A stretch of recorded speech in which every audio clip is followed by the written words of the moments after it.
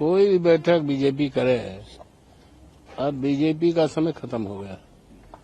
अब समय आ गया है समाजवादी पार्टी का, अब समय आ गया है पीडीए का। तो कोई बैठक करें, उठक बैठक करें, कोई मतलब नहीं। उधर दूसरी बात यह है कि राष्ट्रीय अध्यक्ष जेपी नड्डा ने कहा है राम मंदिर हमारी आस्था का विषय राजनीति नहीं है। 500 वर्षों का संघर्ष समाप्त हुआ, हम पर गलत आरोप लगाया जाता है कि हम उसका राजनीतिकरण करते हैं राम मंदिर का। ऐसा है, देवतुल्य मतदाताओं ने सारे देश और दुनिया को ये संदेश दिया है कि इस देश में अब धर्म पर आधारित राजनीति नहीं हो। धर्म पर आधारित राजनीति को देवतुल्य जनता ने, मतदाताओं ने नकार दिया है। अब सांप्रदायिकता का कहीं स्थान नहीं है। आज स्थान है तो बाबा साहब भीमराव अंबेडकर के संविधान को है।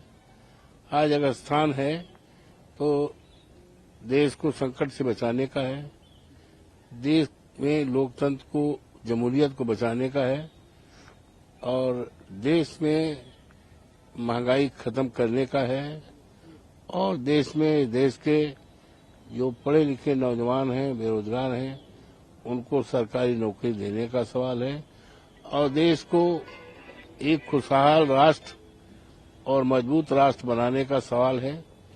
और इसीलिए हमारे देश के नेताओं ने, माननीय अखिलेश यादव जी ने, माननीय राहुल जी ने और देश के अन्य नेताओं ने मिलकर जो है इंडिया गठबंधन की सरकार बनाई है, और काफी हद तक वो बहुत ही साबित हुई है सार्थक।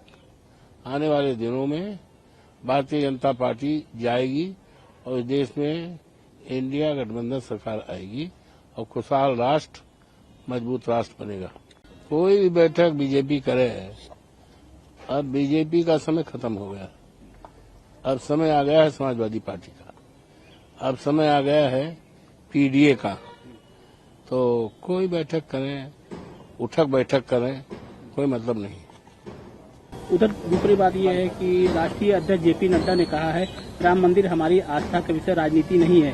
500 वर्षों का संघर्ष समाप्त हुआ, हम पर गलत आरोप लगाया जाता है कि हम उसका राजनीतिकरण करते हैं राम मंदिर का। ऐसा है, देवतुल्य मतदाताओं ने सारे देश और दुनिया को ये संदेश दिया है कि इस देश में अब धर्म पर आधारित राजनीति नहीं हो। धर्म पर आधारित राजनीति को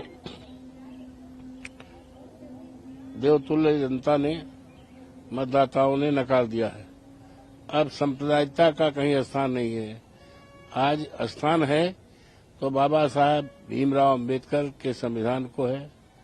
आज अगर स्थान है तो देश को संकट से बचाने का है, देश में लोकतंत्र को, जमहूरियत को बचाने का है, और देश में महंगाई खत्म करने का है, और देश में देश के जो पढ़े लिखे नौजवान हैं, बेरोजगार हैं, उनको सरकारी नौकरी देने का सवाल है।